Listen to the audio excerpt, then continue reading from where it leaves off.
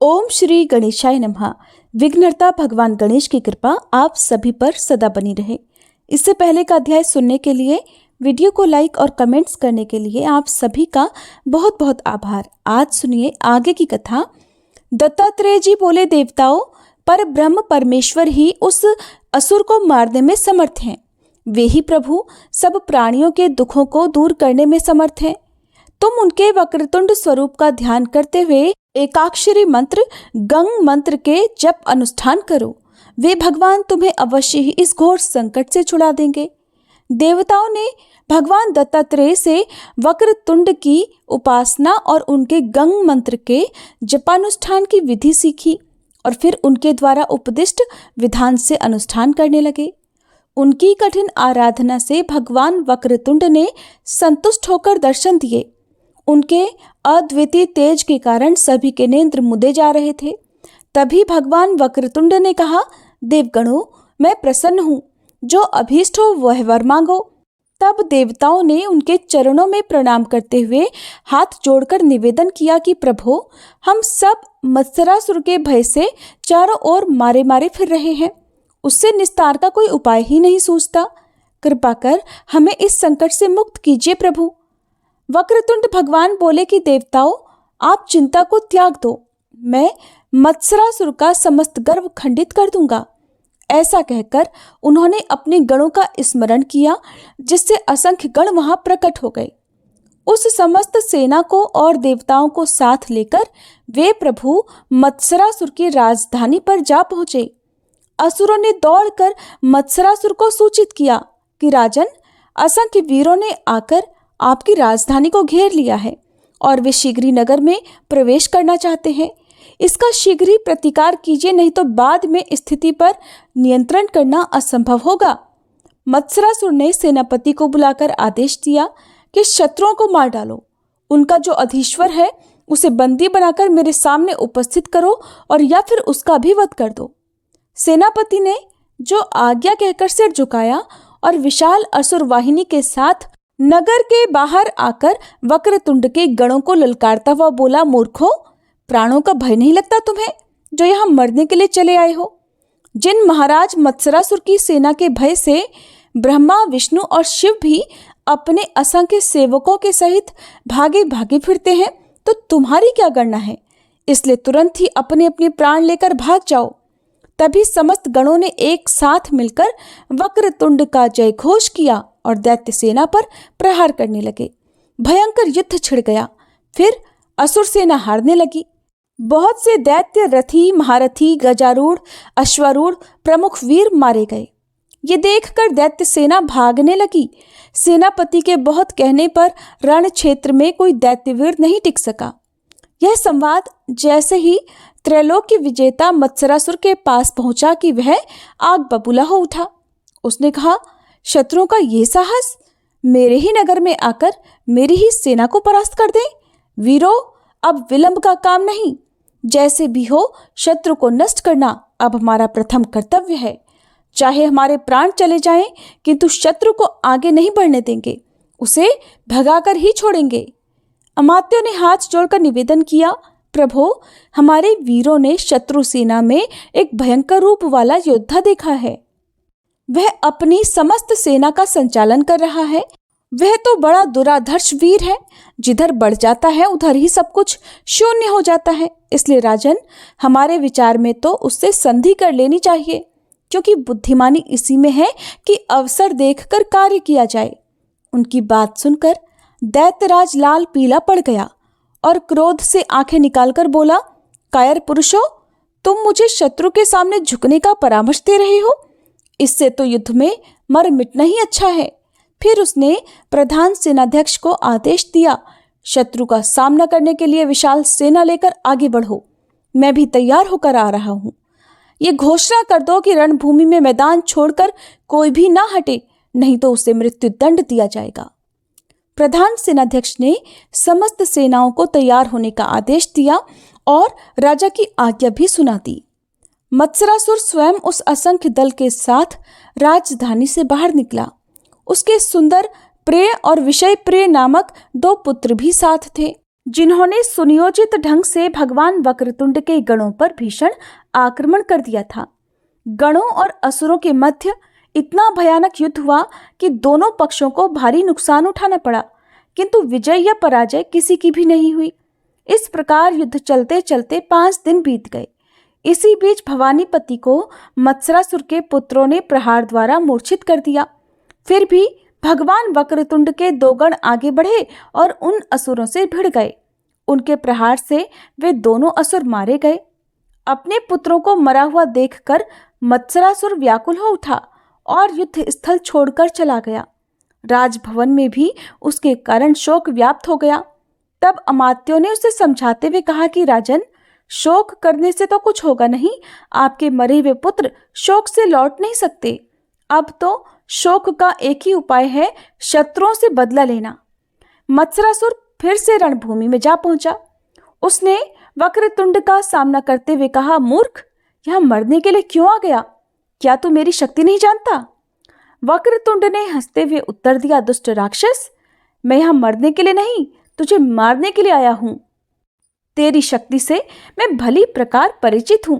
तू उन्हीं के वर से अत्यंत प्रबल हो गया था जिन्हें तूने पाश में बांध लिया था, लेकिन अब तेरा ह्रास काल आ गया है, इसलिए अब तो निश्चय ही मारा जाएगा। फिर भी अगर तुझे प्राण अधिक प्यारा है तो मेरी शरण में आ जा।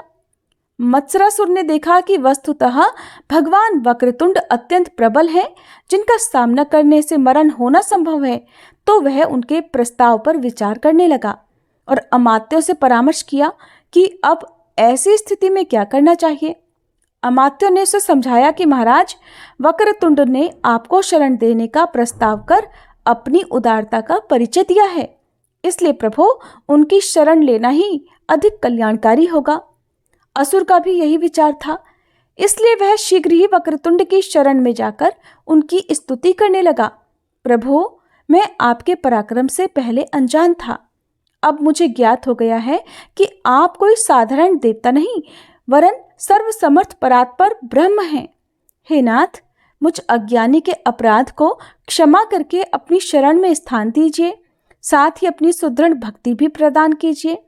ऐसा कहकर उसने भगवान वक्रतुंड के चरण पकड़ लिए। इससे वे भगवान संतुष्ट होकर बोले, असुरराज, मैं तुझ पर प्रसन्न हूँ। अब तू निर्भय होकर अपना राज्य कार्य कर, किंतु विस्तार लिप्सा को त्याग दे। देवताओं, नागों आदि के स्थान इन्हें लौटा दे और जितने स्थान में रह सके उतना ही सीमा से रहता हुआ सदैव मेरी भक्ति में लगा रहे। अपने अनुयायियों को आदेश दे कि वे निरीह प्राणियों पर किसी भी प्रकार का अत्याचार ना करें। मत्सरासुर ने तुरंत ही स्वीकार किया कि वह वैसा ही करेगा। इससे सभी देवगण आनंद मग्न हो गए और उन्होंने भक्ति भाव से वक्रतुंड भगवान की स्तुति की। उन्होंने देवताओं को भी अभय प्रदान किया और तुरंत ही अंतर्ध्यान हो गए। श्री सूत जी बोले, हे शौनक, उन दयामय भगवान वक्रतुंड ने मत्सरासुर को क्षमा कर दिया और उसे अपना भक्त बना लिया। इस प्रकार का एक अन्य उपाख्यान दंभासुर का भी है। उसे भी भगवान वक्रतुंड ने क्षमा दान दिया था। शौनक जी बोले, हे सूत जी, हे प्रभु, मुझे दंभासुर का उपाख्यान भी सुनाने की कृपा कीजिए। हे दयालु, मुझे गणेश्वर के विभिन्न चरित्रों को सुनने में बड़ा आनंद आ रहा है। तब सूत जी बोले, हे शौनक जी, वह उपाख्यान सर्गारंभ काल का है। जब ब्रह्मा जी ने सृष्टि रचना का कार्य आरंभ किया, तब उसमें उन्हें अनेक विघ्नों का सामना करना पड़ा। तब लोक पितामह ने सोचा, इन विघ्नों का निवारण वे वक्रतुंड गणाधिपति ही कर सकते हैं, इसलिए उन्हीं प्रभु को प्रसन्न करना चाहिए। ऐसा निश्चय कर उन्होंने गणेश्वर का भक्ति भाव से पूजन आरंभ कर उनके षडाक्षरी मंत्र वक्रतुंडाय हुम का जपानुष्ठान आरंभ कर दिया। अनुष्ठान की समाप्ति कर विधि पूर्वक ब्राह्मण भोजन कराया और उन्हें दक्षिणा आदि प्रदान की। ब्रह्मा जी के अनुष्ठान से प्रसन्न हुए वक्रतुंड भगवान ने प्रकट होकर कहा, हे चतुरानन, मैं प्रसन्न हूँ, अपना अभीष्ट वर मांग लो। तब ब्रह्मा जी ने निवेदन किया, प्रभु, सृष्टि कार्य में उपस्थित विघ्नों को दूर कर दीजिए, यही मेरा अभीष्ट है। तब वक्रतुंड भगवान तथास्तु कहकर अंतर्ध्यान हो गए। इसके बाद लोक पितामह ने निर्विघ्न रूप से सृष्टि कार्य संपन्न किया, किंतु उस समय पितामह के कंप से दंभ नामक एक विकराल शिशु उत्पन्न हुआ, जो जल्दी ही बड़ा हो गया। उसने अपने उत्कर्ष के लिए घोर तपश्चर्या आरंभ की। उस कठोर तप को देखकर लोक सृष्टा बड़े प्रसन्न हुए। उन्होंने उसे दर्शन देकर कहा, वत्स, वर मांगो। तपस्वी दंभ ने उन्हें प्रणाम किया और बोला, प्रभु, मैं त्रैलोक्य विजयी बनूं और सदैव निर्भय रहूं। मेरा तिरस्कार कोई भी सांसारिक प्राणी या देवता, दैत्य, नग आदि न कर सके। पितामह ने कहा, वत्स, तेरी कामना अवश्य पूरी होगी। तब दंभासुर शुक्राचार्य के पास गया, जिन्होंने उसे दैत्येश्वर के पद पर अभिषिक्त कर दिया। अब दंभासुर ने एक अत्यंत सुंदर नगर बनवाया और उसी नगर में रहने लगा। वह नगर चारों ओर सुदृढ़ प्राकार और खाई आदि के द्वारा सुदृढ़ था। वहीं उसने दैत्यों को बुला बुलाकर उनकी सेना एकत्र करना आरंभ कर दिया। उसने भी अपने राज्य विस्तार की नीति अपनाई और मत्सरासुर के ही समान प्रथम वसुंधरा, फिर पाताल और उसके बाद स्वर्ग पर विजय प्राप्त कर ली और जीते हुए विभिन्न स्थानों पर अपने अधिकारी नियुक्त कर दिए। इसके बाद वैकुंठ और कैलाश पर भी उसने अधिकार कर लिया। देवताओं पर पहले की तरह ही विपत्तियों का पहाड़ टूट पड़ा। वे अत्यंत दुखी होकर गिरी, खोहों और निर्जन वनों में छुपकर रहते हुए अपनी प्राण रक्षा करने लगे। एक दिन उन्होंने विचार किया कि लोक पितामह ब्रह्मा जी के पास चलकर विपत्ति से मुक्त होने का कोई उपाय पूछना चाहिए। फिर उन्होंने ब्रह्मा जी के पास जाकर कहा, प्रभु, दंभासुर आपके वर के कारण अत्यंत प्रबल हो उठा है और अनेक प्रकार के अत्याचार कर रहा है।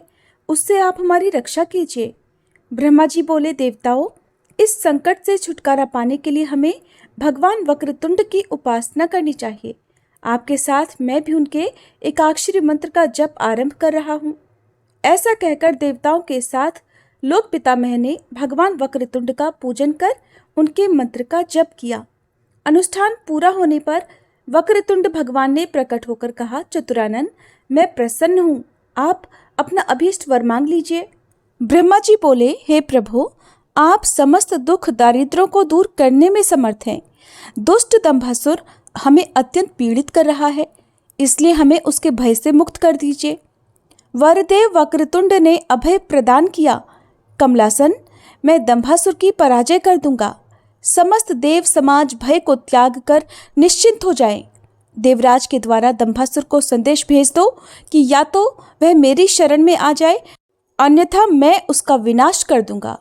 आज्ञा पाकर इंद्र दूत रूप में दंभासुर के पास जाकर बोले, असुरराज, मुझे महाप्रभु वक्रतुंड ने यहाँ भेजा है। तुम देवताओं को और समस्त अधीनस्थ राज्यों को स्वतंत्र कर दो और परम प्रभु की शरण में जाओ, अन्यथा तुम्हारा विनाश सन्निध्य है।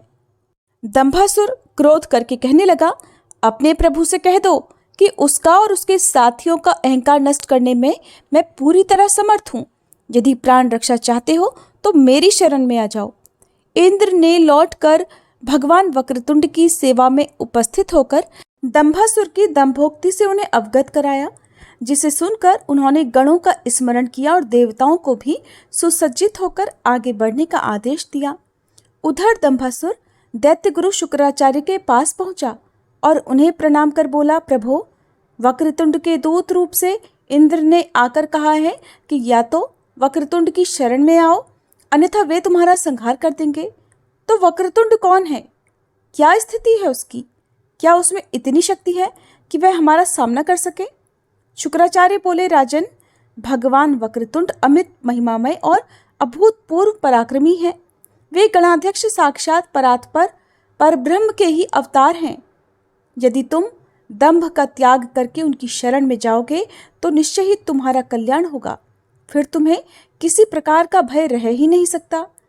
ये सुनकर दंभासुर ने व्यर्थ के दंभ का त्याग कर दिया और अत्यंत श्रद्धा भक्तिपूर्वक उनकी शरण में जाने का निश्चय किया।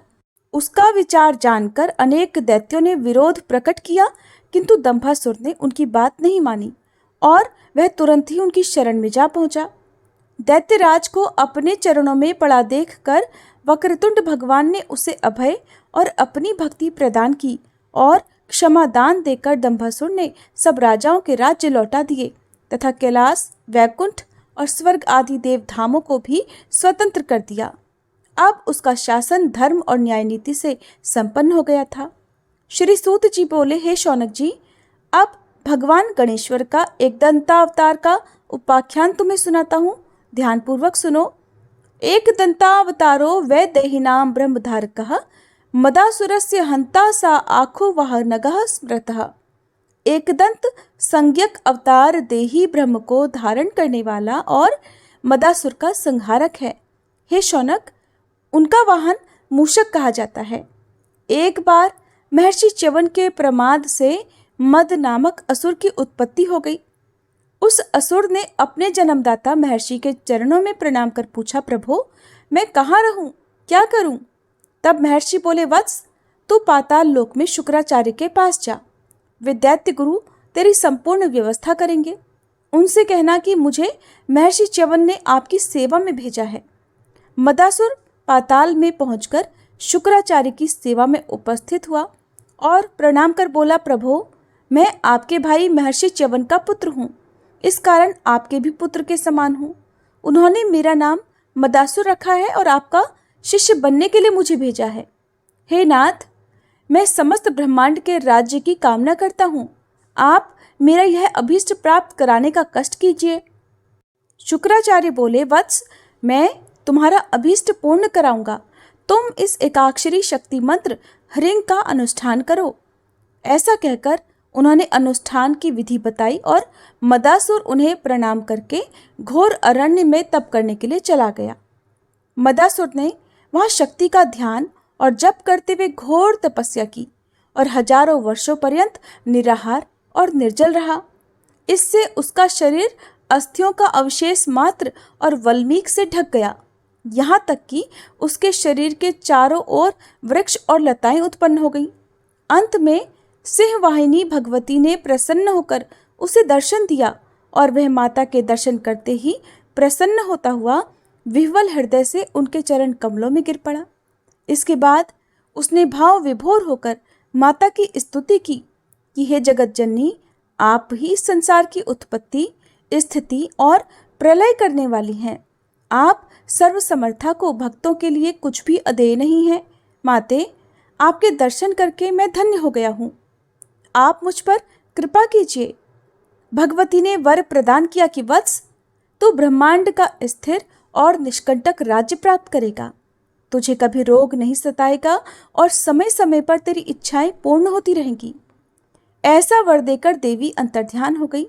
मदासुर भी प्रसन्न मन से अपने स्थान पर लौटा और जहाँ जो नगर था उसे अपने अधिकार में करके उसे अत्यंत वैभवशाली बना दिया।